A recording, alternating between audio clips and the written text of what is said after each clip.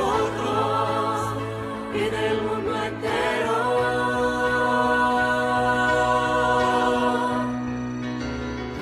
Santo Dios, Santo fuerte, Santo inmortal,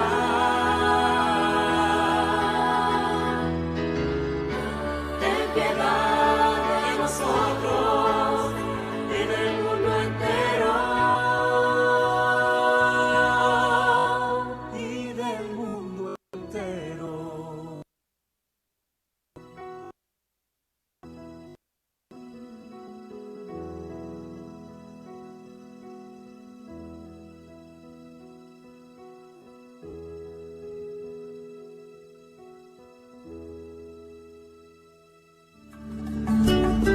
La Cuaresma, tiempo de gracia y preparación para la celebración de la Pascua, momento para reconciliarnos con Dios. Esta es WPUC 88.9 FM Isla y W206 AF 89.1 FM Mayagüez. Búscanos en catolicaradio.pr.com. El Señor nos concede un tiempo propicio para prepararnos a celebrar con el corazón renovado el gran misterio de la muerte y la resurrección de Jesús.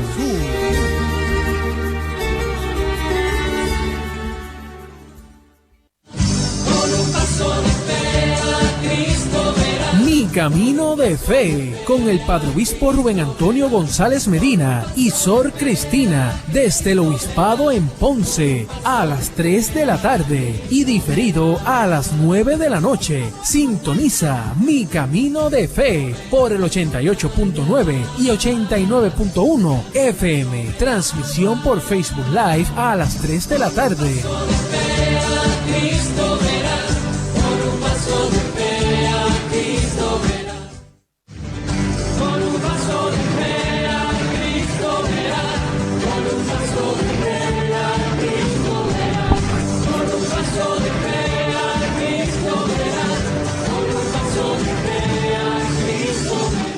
Muy buenas tardes, queridos amigos y amigas. Bienvenidos una vez más a nuestro encuentro vespertino en el programa Mi Camino es la Fe. Con ustedes estamos Sor Cristina Morales y el Padre Rubén Antonio González Medina, obispo de la diócesis de Ponce.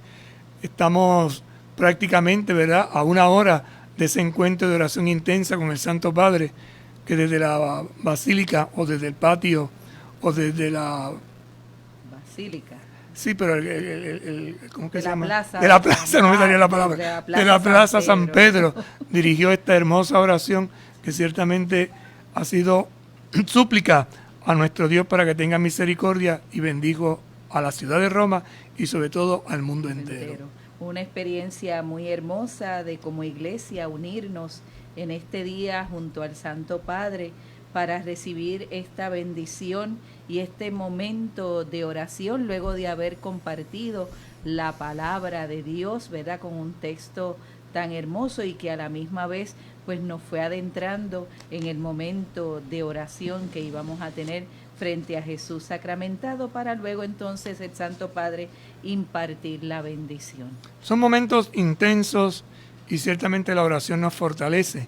Por eso queremos orar ahora también, antes de iniciar nuestra reflexión de la tarde, con esta plegaria que es de los caminantes, de los aventureros, de aquellos que, ruta de Emaús un poco decepcionados, recibieron la visita, el encuentro, o tuvieron el encuentro con Jesús el resucitado.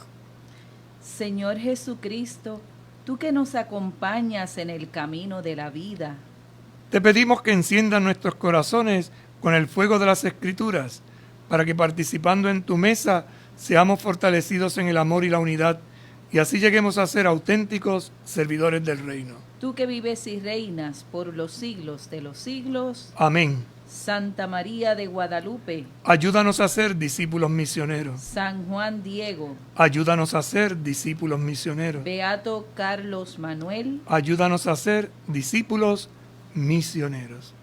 Esa plegaria, esa súplica, discípulo que escucha, misionero que anuncia, pero desde la palabra, desde el encuentro con el Señor y sobre todo viviendo en comunidad y en la reflexión de estos días, en el anhelo y en el deseo de recibir la Eucaristía, profundizando en este tema que es tan importante y vital para nosotros como cristianos católicos. Así que, Padre, queremos aprovechar para saludar a todos los que nos sintonizan en esta hora por Católica Radio 88.9 FM y por Facebook Live, que también nos siguen a través de las redes sociales. Agradecemos también a todos aquellos que nos envían mensajes, que nos hacen alguna que otra pregunta y que de una forma u otra pues se le va dando respuesta. Gracias pues por estar junto a nosotros y caminar junto a nosotros en este camino de la fe. Y seguimos, abrimos entonces una vez más el catecismo, vámonos ahora al compendio con las preguntitas y luego lo iluminamos desde el libro grande, que expresa mejor y de una manera, podríamos decir, más organizada, más clara, lo que queremos hablar. Bien, y vamos a estar entonces compartiendo con ustedes en el compendio el número 277, el número 277, y nos comienza con una pregunta. ¿Cómo se desarrolla la celebración de la Eucaristía? La Eucaristía tiene dos partes fundamentales. La mesa pequeña, la primera gira en torno a la palabra, la mesa pequeña, y la segunda en torno a la mesa grande, la mesa del sacrificio. Por lo tanto, es un solo acto de culto. En estos días en que no podemos participar de la mesa grande, ¿verdad?, comiendo el pan de la Eucaristía, el sacramento, por lo menos participamos de la mesa pequeña, de la palabra, porque es la forma en que nos nutrimos. Entonces, vamos a ir explicando las partes de la Eucaristía. Yo sé que muchos lo saben, pero es como para ir detallando un poquito el rito que nos ayude a entender cómo es esta celebración. La celebración eucarística se desarrolla en dos grandes momentos que forman un solo acto de culto. La liturgia de la palabra, que comprende la proclamación y la escucha de la palabra de Dios, y la liturgia eucarística, que comprende la presentación del pan y del vino, la anáfora o plegaria eucarística, con las palabras de la consagración y la comunión. Entonces, vamos a la primera parte. O miremos primero la celebración en su totalidad. Hay unos ritos que llamamos de introducción, los ritos iniciales. Se inicia la asamblea eucarística con un canto de convocación, un canto de animación, que hace que este pueblo que viene disperso de distintos lugares experimenta que está unido. ¿Para qué? Para adorar, para alabar, para bendecir a nuestro Dios. Por eso hay un canto que llamamos de entrada. Y lo dice la misma palabra, ¿verdad? Canto de entrada. Ese canto de entrada generalmente en el rito escrito tiene lo que llamamos una antífona de entrada, es decir, de convocación. Por ejemplo, la del día de hoy, estoy buscando aquí en el misal para recitarla, para que nos demos cuenta que es rica, y estas antífonas se pueden ir sustituyendo por cantos que más o menos tengan la misma línea de pensamiento, ¿verdad? Por ejemplo, la de hoy decía: Señor, sálvame por tu nombre y líbrame con tu poder. Señor, escucha mi plegaria, presta oído a las palabras de mi boca. Esta antífona de entrada, o el cántico de entrada, lo que quiere es crear un ambiente de ¿qué? De asamblea, de oración. Y mientras tanto, el ministro que preside la liturgia eucarística se acerca al altar. O en el caso de que solo sea liturgia de la palabra, también al ámbito de lo que llamamos el santuario o el presbiterio.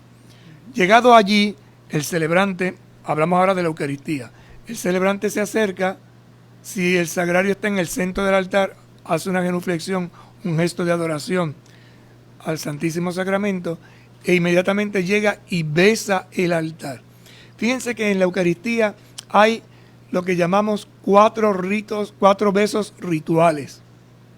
2 de esos besos se dan a la mesa. Uno de ellos, el tercero, al Evangelio, y el otro en la paz, que puede ser un beso, un apretón de mano, un abrazo. Bueno, ahora simplemente hacemos un gesto, un saludito, ¿verdad? Pero son, como digamos, los 4 besos sagrados.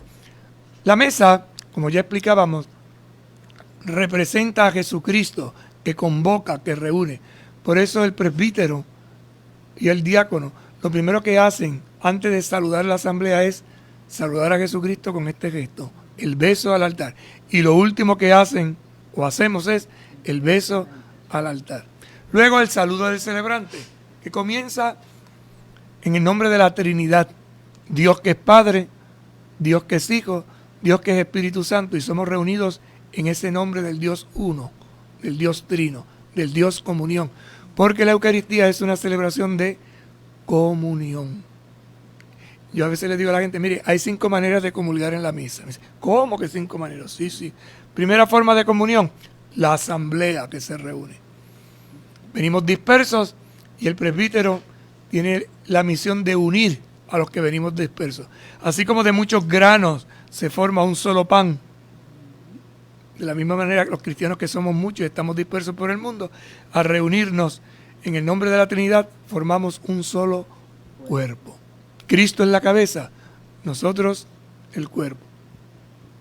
Luego de ese saludo, el celebrante invita a la comunidad. ¿A qué invita a la comunidad? A pedir perdón. Porque la iglesia lo primero que hace en la liturgia eucarística es reconocer ante Dios que somos pecadores. Y así prepara el corazón, lo dispone. ¿Para qué lo dispone? Para escuchar su palabra y participar de la mesa santa. Hay distintas fórmulas. Por ejemplo, la más común, antes de celebrar estos sagrados misterios, reconozcamos nuestros pecados. Y de esa forma, humildemente, se hace un silencio y se hace una súplica como iglesia, como comunidad, de que somos pecadores. Y entonces viene la oración que el celebrante dice, ¿no? Dios Todopoderoso, tenga misericordia de nosotros, perdone nuestros pecados y nos lleve a la vida eterna. Hay 3 formas de hacer este rito penitencial. Primero, uno que conocemos que es extenso, ¿no? El yo confieso, yo me declaro. Fíjate que en la Eucaristía pocas veces, porque es oración comunitaria, pero hay momentos en que se dice a nivel personal. Y uno de ellos, el primero es el yo confieso. El segundo es el credo. Y el tercero es antes de la comunión, no soy digno. Señor, yo no soy digno de que entre en mi casa. Muy interesante ese detallito, porque juega con lo personal y lo comunitario. Lo comunitario que me incluye a mí como persona. Vamos a ver el yo confieso. ¿Qué dice la oración? Yo confieso ante Dios Todopoderoso y ante ustedes, hermanos, que he pecado mucho de pensamiento, palabra, obra y omisión, por mi culpa, por mi culpa, por mi gran culpa. Por eso ruego a Santa María, siempre Virgen, por los ángeles y los santos. Ustedes, hermanos, que intercedan por mí ante Dios nuestro Señor. Fíjate esa oración, que a veces la decimos rápidamente, pero cuando nos detenemos a meditarla, encierra toda una riqueza. Yo, mi persona, me declaro, confieso, declaro públicamente, ¿ante quién? Primero ante Dios, a quien reconozco como el que todo lo puede, como el que lo ha hecho todo, ante este Padre bueno y ante la comunidad. Por tanto, me declaro pecador ante Dios y ante los hermanos. ¿Qué declaro ante esta comunidad? Lo primero que declaro no es mi fe. Lo primero que declaro es que soy pecador, que he pecado, y no poquito. Es interesante. He pecado mucho. Y entonces, con 4 palabras, conectamos toda la vida del ser humano. Con el pensamiento, las palabras, las obras y la omisión. En el yo confieso, antes del Concilio Vaticano II, estaba la primera, estaba la segunda y estaba la tercera. Después del concilio se añade la cuarta. Antes se decía de pensamiento, palabra y obra. ¿Qué quiere decir de pensamiento? El pecado se engendra en la mente. Por ejemplo, yo pienso, le voy a dar un puño a Sor Cristina. Lo pienso, lo maquino. Segundo, se lo digo, te voy a dar un puño. Ese es el segundo paso que agrava la situación. Y el tercero es que te lo doy. Gradualmente, ¿no? Entonces hay pecados que son de pensamiento. Bien proper. Ay, Sor Cristina. Maldita sea su estampa. Aunque tengo ganas de darle un puñetazo a esa monja que no me deja en paz. Pero llega un momento en que ya no aguanto. Mire, Sor Cristina, estése quieta que le voy a dar un puño. Y no contento con eso, se ejercita la violencia. ¿Ves? Una gradualidad. Por eso que tenemos que ver a la hora de confesar, que eso será otro tema en otro momento, pero ahora para que entendamos. Y entonces, ¿qué es la omisión? Pues quitará la O. ¿Y qué dice? Misión. La misión es lo que se supone que yo haga porque soy cristiano. Cuando yo digo omisión es que yo veo que una persona le va a dar un puño a usted y no lo evito. Entonces, omisión quiere decir el bien que pude haber hecho y dejé de hacer. Por eso, una persona que me pide una limosna, una persona que me pide ayuda, una persona que se acerca a mí y yo me mantengo indiferente, me aíslo. Pues ante Dios, como parte de esta comunidad que quiere verdaderamente participar de los misterios santos, yo me declaro, yo lo confieso. Pero además, como creo en la comunión de los santos, Y en el perdón de los pecados. me reconozco y lo digo por mi culpa, es decir, porque yo lo quise, pero no solo por mi culpa, por mi gran culpa, pero no solo por mi gran culpa, sino que es ascendente, ¿no? Por mi culpa, por mi culpa, por mi gran culpa. Cuando uno dice las cosas en la liturgia 3 veces, es que lo está afirmando en gradualidad. Por mi culpa, por mi culpa. Digo por mi culpa, pero cuando yo digo la segunda vez, por mi culpa, y la tercera, por mi grandísima culpa o por mi gran culpa, es que la cosa es seria. Es lo que dice Pedro. 3 negaciones. Ante las 3 negaciones, después vienen las 3 afirmaciones. Señor, tú me amas, pero Señor, yo te amo. Pedro, me ama. Señor, yo te amo. Tercera, Pedro, me amas. Señor, Tú lo sabes todo. Tú sabes que te amo. Como quien dice, ya lo sabes que también me equivoco, me desoriento, me desvío. Y entonces entra la comunión con los demás. Invocamos la ayuda de la Virgen María, de los ángeles, de los santos y de las santas y de la comunidad allí presente y le pedimos que intercedan por mí ante Dios nuestro Señor. Es una oración preciosísima. Ahí se crea la primera comunión, la comunión de la asamblea. Esa asamblea que se reúne para hacer un culto, pero que se reconoce a la vez débil, limitada y pecadora. Y entonces se hace una absolución imprecatoria, es decir, no es sacramental, sino que el sacerdote dice sobre la asamblea que Dios Todopoderoso tenga misericordia de nosotros, que perdone nuestros pecados y nos lleve a la vida eterna. Si lees 3 pasos, ¿verdad? Que tenga misericordia nuestro Dios, que perdone nuestros pecados. Fíjate que ahí ya no dice que perdone tus pecados. Ese tus pecados se dice personalmente en el sacramento de la reconciliación. Yo te absuelvo de tus pecados. Pero aquí está pidiendo el perdón comunitario, el perdón de un pueblo que ante Dios se siente débil, limitado, pecador. Y pide que nos lleve a la vida eterna. La segunda forma de pedir perdón es a través del Señor ten piedad. Que cuando esta frase dice Señor ten piedad, no es tanto penitencial.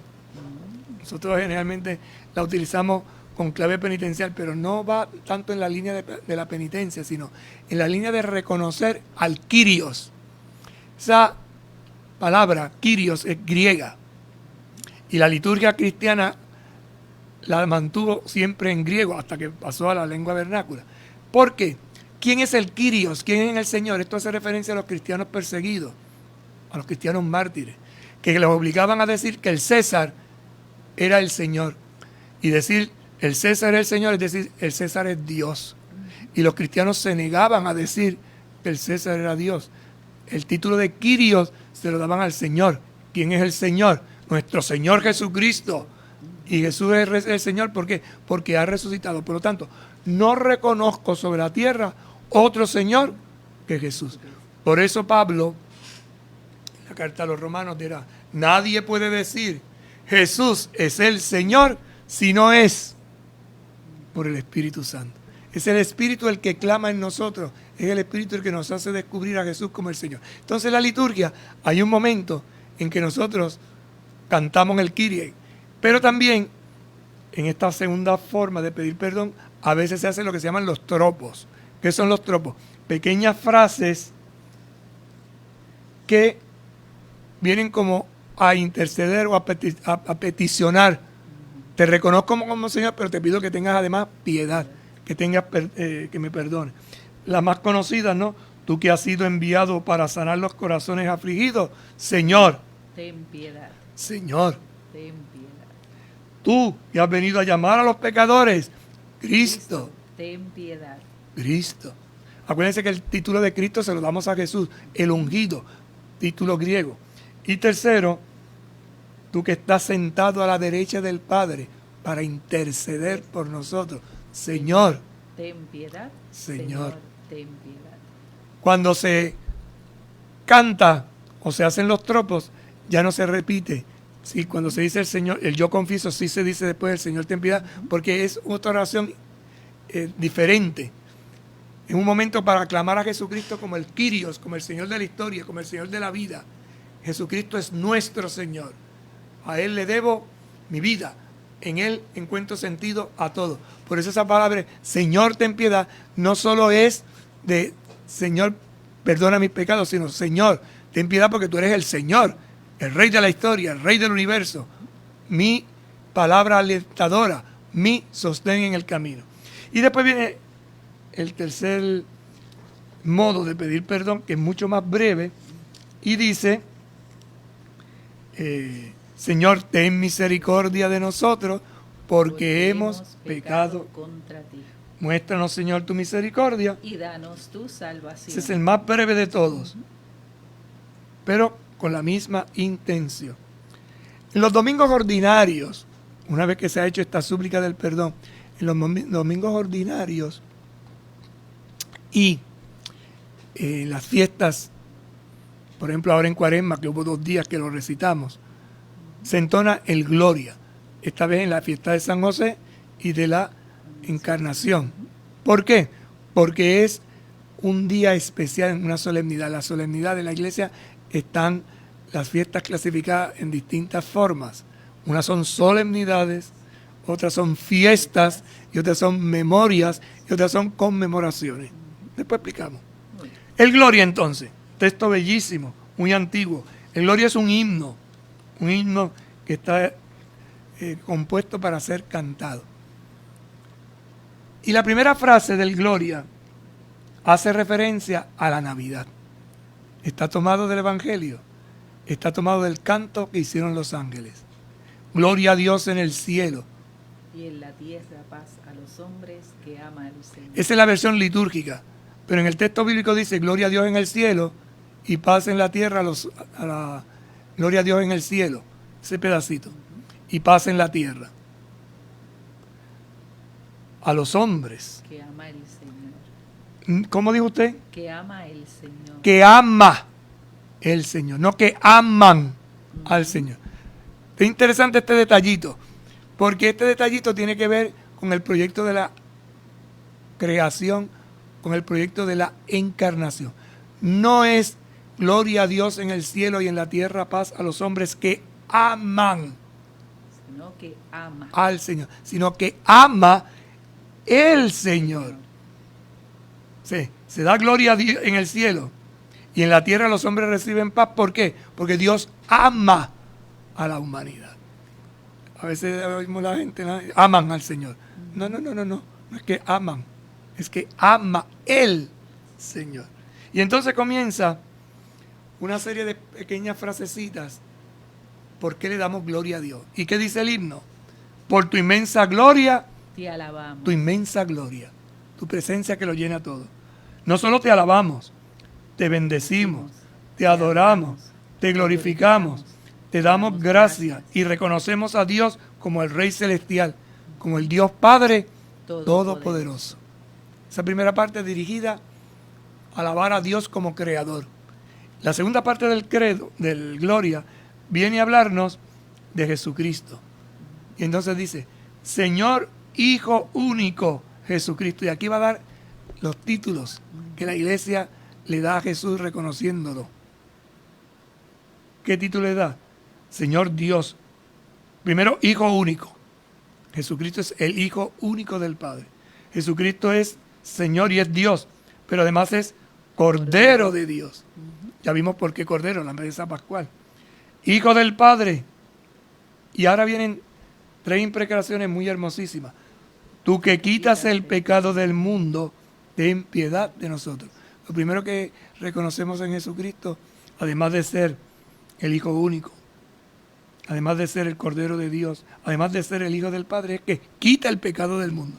Y 3 veces se insiste. Tú que quitas el pecado del mundo, atiende esa es la segunda. Pero la primera es, ten piedad de nosotros. Y vuelve otra vez. Tú que quitas el pecado del mundo, atiende nuestra súplica. Es decir, que este canto que es laudatorio, que es de alabanza, atiéndelo. Y además dice, tú que estás sentado a la derecha, tú eres el que intercedes, el mediador, ten piedad de nosotros. ¿Y por qué? Porque tú solo eres santo. Solo tú, Señor. Solo tú, Altísimo. ¿Quién? Jesucristo, en la unidad del Espíritu Santo, en la gloria de Dios Padre. Es un himno trinitario al Padre, al Hijo y al Espíritu Santo. Y con esto se cierra esta primera parte, ¿no? Convocados a la asamblea litúrgica, pedimos perdón, alabamos, sobre todo los domingos y fiestas, y ahora el celebrante en nombre de toda la comunidad hace lo que se llama la oración colecta. No es que van a recoger dinero. Esta oración se llama colecta porque recoge. ¿Qué es lo que recoge? Que después de esta primera parte, de este himno, el celebrante dice, oremos. Y en ese oremos hace un silencio. Y es para que cada uno de nosotros haga su petición particular, su petición personal. Y luego que dice oremos y echa la pausa, entonces el celebrante, el que preside, hace una oración en nombre de todos. Por eso se llama colecta. Recoge el deseo de la comunidad. Por ejemplo, la de hoy. Señor Dios, que preparaste abundantes remedios para nuestra fragilidad, concédenos que podamos recibir con alegría su efecto reparador y lo manifestemos con una vida santa. ¿Qué quiere decir esta oración el celebrante en nombre de la comunidad? Pues se dirige a Dios. Dios que ha preparado abundantes remedios para nuestra fragilidad. Por ejemplo, la bendición que el Papa dio hoy. Esa indulgencia plenaria es un remedio a nuestra fragilidad. Y ahora viene la segunda parte. Le pedimos, concédenos, ¿qué le pedimos? Que podamos recibir con alegría su efecto reparador. Sí, que nuestra fragilidad, que recibe abundantes remedios, repare lo que yo he dañado, pero que lo repare con alegría. Si es reparado, entonces esto lo manifestaremos, la vida nueva, con una vida santa. Son oraciones breves, precisas y concisas, porque la liturgia romana se distingue porque las oraciones siempre van al grano. No son esas oraciones larguísimas, te pedimos, Padre, y empiezan añadiéndole cosas y cosas y cosas, y uno dice, ¿y cuándo se va a callar? Ajá. No, la oración en el modelo que tenemos del misal siempre son breves, precisas y concisas, y terminan siempre igual. Por nuestro Señor Jesucristo, que es el mediador, que es el Hijo, vive, reina contigo en la unidad del Espíritu Santo, y es Dios por los siglos de los siglos. Amén. Amén quiere decir es verdad, yo lo creo, así es. Qué hermoso, ¿verdad? Poder escuchar desde los labios de nuestro obispo y pastor, cómo ver esta primera parte de la misa para prepararnos y disponer nuestra mente y todo nuestro corazón para la escucha de la palabra. Entonces, para disponernos a la escucha de la palabra hay que hacer una preparación previa, y esa preparación previa la vamos haciendo hasta desde que salimos de nuestro hogar para llegar al templo para juntos celebrar la Eucaristía. Entonces vemos cómo hoy el Padre, al haber leído este número 277 del compendio del Catecismo de la Iglesia Católica, donde nos habla de dos grandes momentos en la liturgia, pues él fue dándonos todo una catequesis de cómo vamos viviendo los primeros momentos previos a la escucha de la palabra. Padre, pausamos. Y volvemos ahorita. Seguro que sí. Con un paso de fe a Cristo verás, con un paso de fe a Cristo verás, con un paso de fe a Cristo verás. Católica Radio, Católica Radio, Católica Radio, emisora que te mueve, Católica Radio. Las siguientes firmas hacen una aportación a Católica Radio para mejorar la calidad de vida en Puerto Rico. Estas son las medidas para prevenir la propagación del COVID-19, mejor conocido como el coronavirus. Evite el contacto cercano con personas contagiadas. Procure no tocarse los ojos, la nariz o la boca. Quédese en casa si está enfermo. Cúbrase las vías respiratorias con un pañuelo desechable al toser o estornudar y bótelo a la basura después. Limpie y desinfecte los objetos y las superficies que toca frecuentemente con productos de limpieza, de uso doméstico, en pulverizador o toallitas. Lávese las manos frecuentemente con agua y jabón durante un mínimo de 20 segundos, sobre todo tras ir al baño, antes de comer, después de sonarse la nariz, toser o estornudar y si están visiblemente sucias. Y por último, si no tiene agua ni jabón, use un desinfectante de manos que contenga al menos un 60% de alcohol. Servicio público de Católica Radio.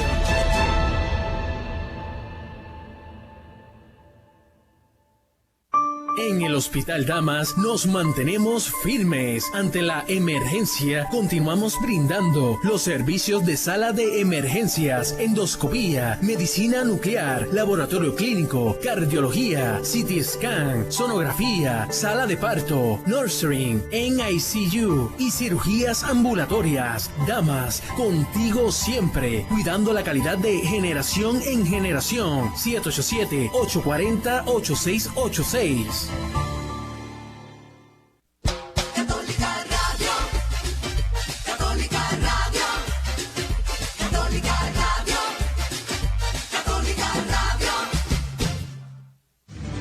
Con un paso de fe a Cristo verás, con un paso de fe a Cristo verás, con un paso de fe a Cristo verás, con un paso de fe a Cristo verás.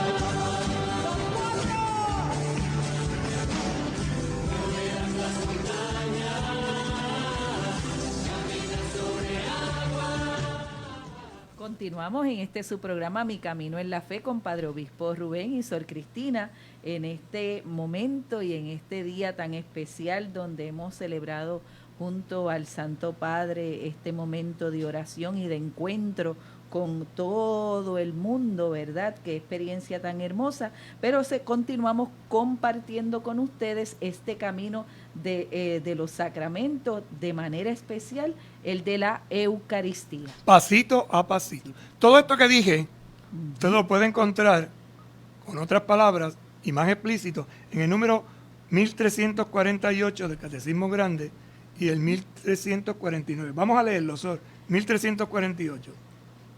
Todos se reúnen. Los cristianos acuden a un mismo lugar para la asamblea eucarística. Por eso la gente estos días tiene dolor, porque no se puede congregar. Entonces, lo ordinario no es participar por televisión ni por las redes sociales. Pues esta frase es muy importante. Todos se reúnen. en un mismo lugar para la asamblea eucarística. Por eso la gente dice, es que yo quisiera ir, me permite, ahora no podemos, ahora estás haciendo la ofrenda de por lo menos lo puedes ver, pero estar presente junto al hermano en asamblea es primera, por eso decía, son 5 comuniones, primera comunión. Ajá. Seguimos. Fue impresionante hoy ver la plaza de San Pedro, ¿verdad? Ante lo que acontecía, una plaza que se pasa llena todos los días. Hoy el Papa hacer este momento solo, con muy pocas, 2 o 3 personas que se veían por las redes sociales, pero fue un momento que también nos impacta como iglesia. Y ahí se ve la otra dimensión, la espiritual. Muchos, miles, millones conectamos a través de la radio, la televisión y las redes sociales. Impactante. Sí. Por eso continuamos. A su cabeza está Cristo mismo, que es el actor principal de la Eucaristía. No olvidemos que quien preside la Eucaristía es Cristo y el ministro ordenado, obispo o presbítero, preside in persona Christi, es decir, en nombre de Cristo. Él es sumo sacerdote de la nueva alianza. Fíjate, es sacerdote, es víctima y es altar. Las 3 realidades que se dan plenamente en la Eucaristía. ¿Quién es? Cristo Jesús. Él mismo es quien preside invisiblemente toda celebración eucarística. Preside. Por eso en la liturgia hay espacios que llamamos sagrados. Y uno de esos espacios son simbólicos. Y hay una silla especial para el que preside, que es la que llamamos sede en las parroquias. Esa silla donde el que preside la Eucaristía se sienta. Donde hay obispo, se llama cátedra. Por eso la iglesia donde habitualmente celebra el obispo se llama la catedral. Preside. Y esa silla solamente la usa el obispo o el presbítero para presidir la asamblea. Es decir, cuando yo voy a rezar como simple cristiano, voy y me siento en cualquier banco de la iglesia. Ahí hago mi oración privada. Pero cuando presido en una asamblea, entonces ocupo un lugar que ya está designado. La sede en la parroquia, en la capilla, o la cátedra en la catedral. Como representante suyo, el obispo o el presbítero, actuando in persona Christi Capitis. Padre, ¿lo dije bien? Lo dijiste bien. Ave María. He hecho un experto en latín. La persona de Cristo, cabeza. Y además traduce, Preside la asamblea, toma la palabra después de las lecturas, recibe las ofrendas y dice la plegaria eucarística. Esto es importante para que entendamos.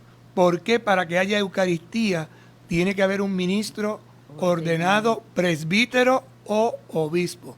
Los diáconos no pueden presidir una asamblea eucarística. Presiden la primera parte, la liturgia de la palabra, hasta ahí. Pero la parte eucarística no puede. Todos tienen parte activa en la celebración, cada uno a su manera. Los lectores, los que presentan las ofrendas, los que dan la comunión y el pueblo entero cuyo amén manifiesta su participación. Esto es importante porque esto es una mentalidad. Dice, todos tienen parte activa en la celebración, pero cada uno va a participar a su manera, según el ministerio que tiene. Hay cosas que solo le pertenecen y son propias del presbítero o del obispo. Por ejemplo, preside la asamblea, toma la palabra después de las lecturas, recibe las ofrendas, dice la plegaria eucarística. Eso es propio del obispo o del presbítero. Eso es propio. Hay otras cosas que la pueden hacer otros ministros. Por ejemplo, cada uno a su manera. Los lectores, y aquí es importante que entendamos que los lectores es un ministerio propio. Y una cosa es ser lector y otra cosa es ser salmista. El lector lee, el salmista canta. Y por eso en algunas parroquias a veces uno ve que el que lee la primera lectura lee el salmo. Pues no, señores, debe ser otra persona. Si solamente hay 2 personas, pues el lector lee la primera lectura y lee la segunda lectura y el otro lee el salmo. porque eso es propio. El salmo está hecho para ser cantado habitualmente. Cuando no se canta, pues entonces se puede recitar. Pero son ministerios diversos. Pero entonces hay gente que lee la primera, lee el salmo, lee la segunda, que no. Si lo dejamos, leen el Evangelio también. Si se descuida el diácono, se le hacen todo. Y además, hay personas que presentan las ofrendas.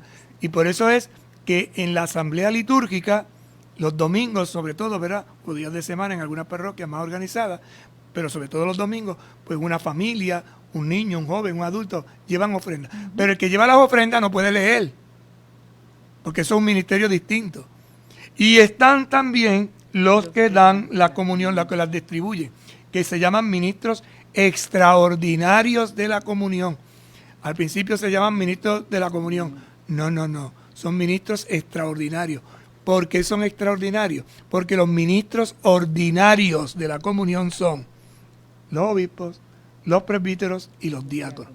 Y se le da ese ministerio de ayudar a los diáconos, a los presbíteros y a los obispos, uno que es estable y permanente, que son los acólitos, que es un ministerio que reciben los que se van a ordenar de diáconos, o ministros extraordinarios, laicos y laicas, a quienes por un tiempo específico, 1 año, 2 años, 3, qué sé yo, se les da el privilegio, el permiso, el servicio. O ad casum, que es cuando hay un montón de personas, está solo un sacerdote y él llama ad casum, es decir, para este momento bendice a este cristiano para que le ayude en esa celebración. Y entonces, Y el pueblo entero cuyo amén manifiesta su participación. por eso hay cosas que le corresponden al pueblo. Por ejemplo, los saludos, el Señor esté con ustedes y con tu espíritu. Levantemos el corazón. Lo tenemos levantado hacia el Señor. Y es importante que respondan y respondan con fuerza. El Señor esté con ustedes. Pues están matando. Están matando. Levantemos el corazón.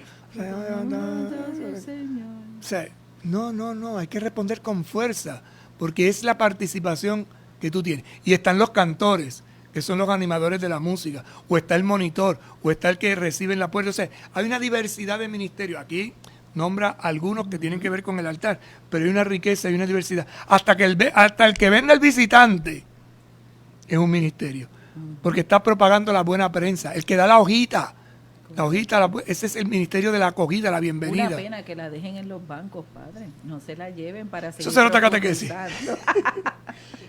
Y el amén, ese amén, el gran amén, antes del Padre Nuestro es el culmen, porque se hace la plegaria y el pueblo responde amén. Amén. Y amén quiere decir es verdad, yo lo creo, así es. No es simplemente así sea, no es así es. Cuerpo de Cristo, así es, yo lo creo. Esto que está aquí es el cuerpo del Señor. Por Jesucristo nuestro Señor, amén. Amén. Yo creo que es mediador. Esos amenes son importantísimos. Y esto entonces nos hace entender esa preparación remota para entrar en la liturgia de la palabra. Vamos a ver el número 1349, que nos habla entonces de la liturgia de la palabra. La liturgia de la palabra comprende los escritos de los profetas, es decir, el Antiguo Testamento y las memorias de los apóstoles, es decir, sus cartas y los evangelios. Después, la homilía que exhorta a acoger esta palabra como lo que es verdaderamente palabra de Dios y a ponerla en práctica. Vienen luego las intenciones por todos los hombres, según la palabra del apóstol. Ante todo, recomiendo que se hagan plegarias, oraciones, súplicas y acciones de gracias por todos los hombres, por los reyes y por todos los constituidos en autoridad. Aquí viene la segunda comunión. Comulgamos con la palabra. Así que primero fue la comunión con la asamblea. Ahora el segundo momento importante.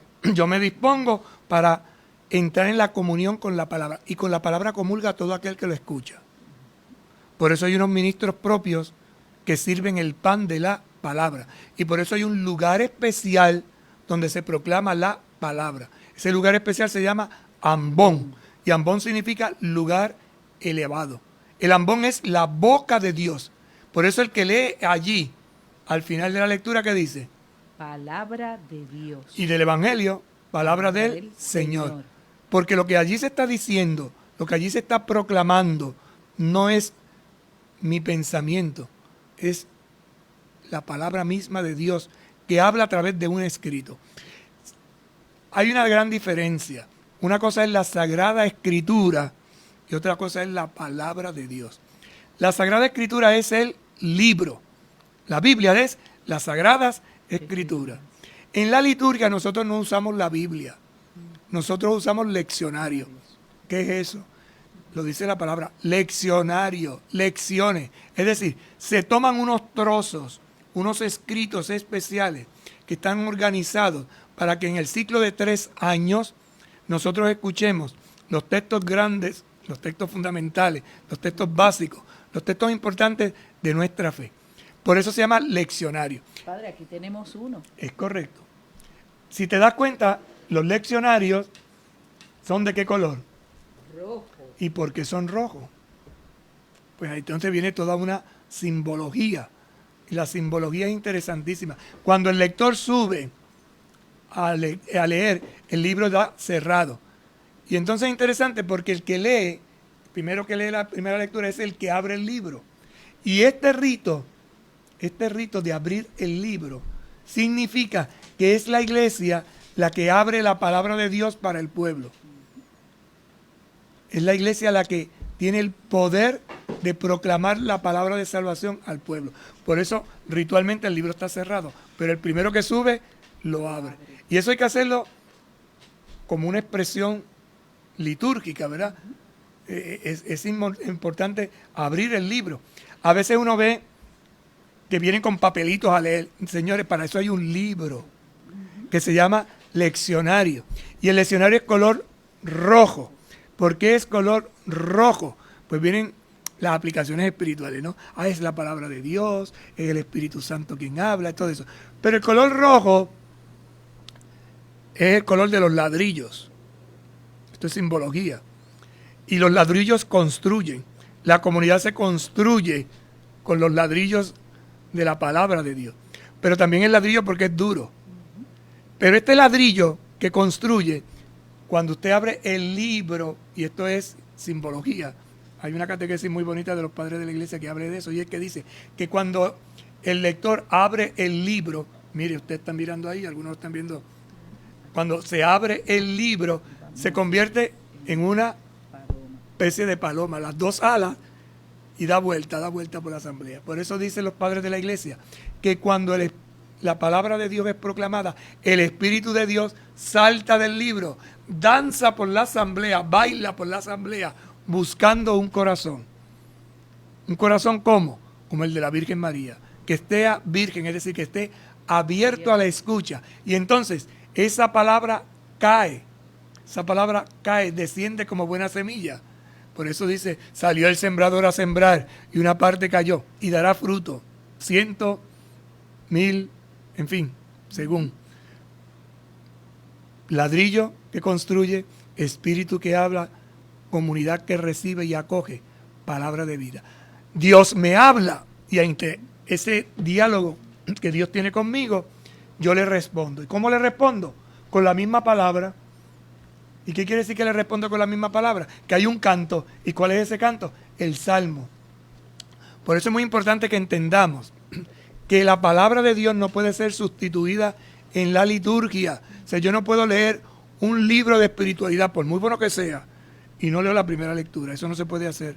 Porque la liturgia de la palabra está fundada en la palabra de Dios. Y lo mismo pasa con los salmos. Podemos tener diversas versiones de salmos, música, pero la letra tiene que estar tomada de la Sagrada Escritura. Entonces, es que este canto a mí me gusta muy bonito. Y entonces metemos un canto que no tiene nada que ver con la palabra de Dios. Pero es bonito y me gusta. No, eso no se puede cantar. Dios me habla, yo respondo. Y Dios me ha enseñado a responderle. ¿Cómo me enseña Dios a responder? A través de los salmos. Por eso, algo importante, Padre, no todo el mundo puede levantarse a proclamar la palabra, ¿verdad? Porque leemos un libro, pero la palabra se proclama dando su acentuación, haciendo las pausas, ¿verdad? Para poder comprender y entender lo que el Señor me quiere decir. Bueno, yo ahí le diría una pequeña corrección, regir el Ajá, corazón. muy Todos pueden leer la palabra de Dios, Ujú. todos pueden, pero hay que prepararse, Hay que prepararse, correcto. porque eso es un ministerio. Y si es una falta de respeto, que habitualmente el que vaya a leer las lecturas no haya hecho lo que usted ha dicho. Por eso hay que prepararse. Pero es un ministerio que es para todo el mundo. O sea, todo el mundo puede leer la palabra de Dios en la asamblea, con tal de que esté lo suficientemente preparado. Esa preparación, y esto amplía. ¿Es una persona divorciada? ¿Podría leer la palabra? Pues claro que puede leer la palabra. Eso no se le impide. ¿Una persona en pecado mortal puede leer la palabra? Puede leer la palabra.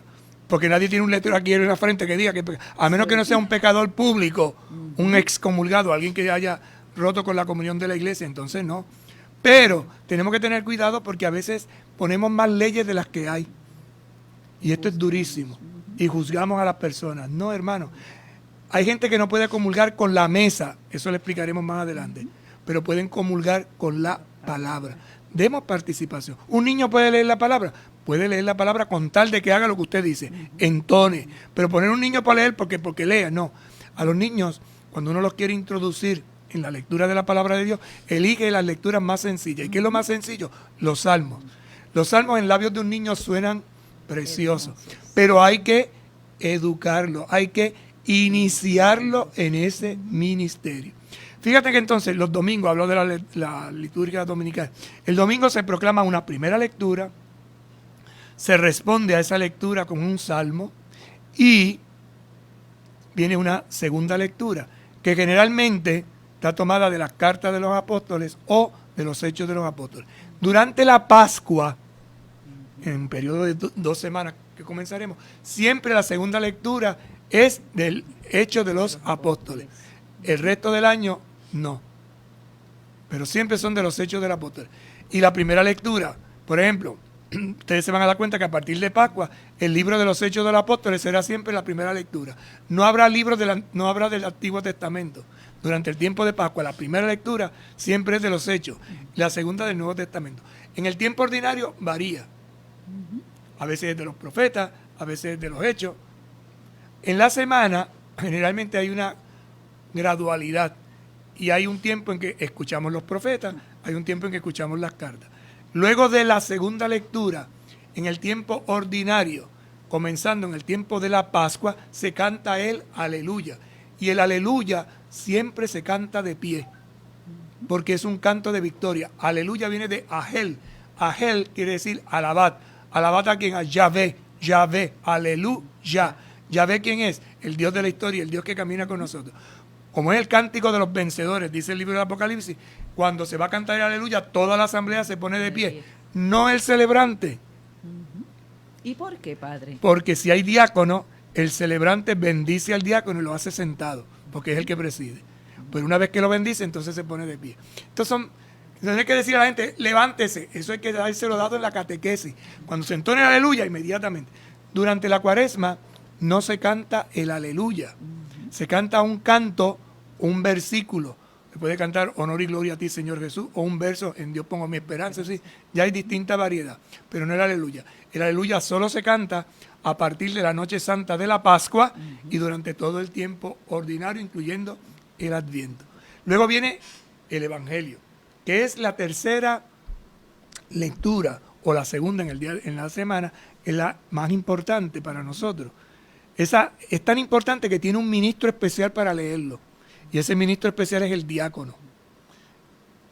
El diácono es ordenado y entre uno de los servicios que tiene y las tareas es leer el Evangelio. Los laicos en una liturgia eucarística no pueden leer el Evangelio. Para eso hay un ministro consagrado, un ministro especial que es el diácono. El Evangelio es tan importante que antes de leerlo, el diácono tiene que pedir la bendición, ir al libro, hacer la cruz sobre el libro, marcar su frente, los labios y el corazón. Luego que termina, besa el libro o le lleva al ministro, al presbítero o al obispo para que bese el libro. Cuando no hay diácono, el celebrante, que es presbítero, hace exactamente lo mismo. Porque para nosotros el Evangelio es las mismas palabras de Jesús. Por eso siempre, por respeto, lo escuchamos de pie. Y hacemos un rito de preparación. Una cruz sobre la frente, el Señor me dé la capacidad de entender sabiduría. Una cruz sobre los labios, lo que yo adquiero por sabiduría lo pueda proclamar. Y una sobre el corazón, una forma de decir, yo quiero poner esta palabra en práctica. Y se le da el beso. El que proclame el Evangelio, sea diácono, sea presbítero o sea obispo, besa el libro. Y en las misas en que preside el obispo bendice con ese libro especial que se llama el Evangeliario a la comunidad. Esa es la liturgia de la palabra. Esa liturgia de la palabra, ordinariamente la Eucaristía está unida a la segunda parte que comenzaremos a explicar la mañana, pero hoy terminamos aquí. Cuando no puede haber un presbítero, en ausencia de un presbítero, de un obispo, la comunidad se reúne para celebrar el Día del Señor. Lo más importante, lo más perfecto es celebrar el Día del Señor. Y el Día del Señor se celebra con la gran celebración que es la Eucaristía. Pero si no puedo tener Eucaristía porque no hay presbítero o no hay obispo, por lo menos va el diácono o un ministro designado para celebrar la liturgia de la palabra. Y hasta ese momento la puede presidir. Luego viene el domingo, se recita el credo, se afirma la fe. El celebrante, si es diácono, presbítero o obispo, hace una homilía. Si no es ministro ordenado, hace una reflexión, que es distinto. Y se termina con la oración de los fieles. Hasta ahí dura la liturgia de la palabra. Entonces, cuando no hay Eucaristía, porque no hay un presbítero o no hay un diácono, terminada la oración de los fieles, se comienza el rito de la comunión. Se reza el Padre Nuestro, se da la paz y se recibe la comunión. No hay cordero porque no hay sacrificio. A eso iba, ¿verdad? Porque en una ocasión nos preguntaron, Sor, pero ustedes no cantaron el cordero, ¿por qué? Porque no hay consagración. Cuando hay diácono no se canta el cordero porque no hay consagración. Comulgamos en la liturgia de la palabra de lo ya consagrado. Es como el Viernes Santo. El Viernes Santo no se canta el Cordero de Dios. Comulgamos de la reserva. Correcto, ya realizada. Esta es entonces, hermanos, brevemente lo que estos dos números nos decían. El 1348 y el 1349 que hemos leído hoy del Catecismo de la Iglesia Católica. Como ven, es una riqueza. En la Eucaristía tenemos las dos partes. Tenemos la liturgia de la palabra y tenemos la liturgia propia del sacramento en sí. En el bautismo exactamente igual, hay liturgia de la palabra, liturgia propia del sacramento. En la confirmación, generalmente la confirmación se celebra dentro de una Eucaristía. En la liturgia penitencial siempre hay una palabra, aunque sea breve, un versículo. En el matrimonio, en el orden sagrado, en la unción de los enfermos. Porque es importante nutrirnos de la palabra del Señor.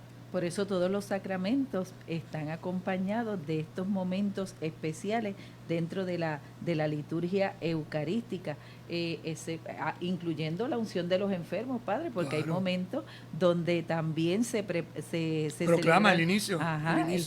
Estas celebraciones, porque a veces con relación a lo de la unción de los enfermos, Padre, a veces, vamos a hacer una misa o celebrar una misa de sanación. Todas las misas son de sanación, ¿verdad? Una cosa es misa de sanación y otra cosa es recibir el sacramento de la unción. Sí. Eso cuando llegue el momento lo explicamos. Seguro que sí. Pero ahora conviene tener entendido que la celebración de la Eucaristía tiene dos partes. Liturgia de la palabra, liturgia del sacrificio. Tiene dos mesas. La mesa pequeña, el ambón, y la mesa grande, la del sacrificio. Y con esto llegamos al final del día. Ay, Dios mío. ¿Vieron qué riqueza tan grande y cómo se nos va el tiempo y cómo hemos podido aprovechar este día para poder continuar con reafirmando nuestra fe y ampliando pues nuestro conocimiento para aquellos que nos están sintonizando ahora al final del programa? Hoy del compendio hemos leído el número 277 y lo hemos ampliado con el 1348 y 1349 del Catecismo Grande. Por eso se llama compendio. Compendio. Resume lo que está en el grande. Eso es así, eso es así. Damos gracias al Señor y que imploramos que esa bendición que el Santo Padre ha derramado sobre la humanidad tenga, por decirlo de esta manera, ¿verdad?, efectos misericordiosos. Que Dios se apiade de su pueblo, de la humanidad, que aunque somos débiles, limitados y pecadores, confiamos en Él y pedimos a Él que nos ayude. Y lo hacemos desde este anhelo, este deseo de participar de su mesa santa. Por eso, con este hermoso canto decimos: Oh sagrado banquete, en que Cristo es nuestra comida, se celebra el memorial de su pasión, muerte y resurrección. El alma se llena de gracia y se nos da la prenda de la gloria futura. Les diste a comer pan del cielo, que contiene en sí todo deleite. El hombre comió pan de ángeles, que sacia el hambre y apaga la sed. En el pan ustedes reconocen lo que en la cruz por amor estuvo colgado. En él vino, vosotros reconoced lo que en la cruz por amor manó del costado.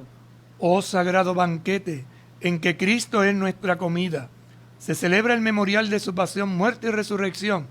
El alma se llena de gracia y se nos da la prenda de la gloria futura.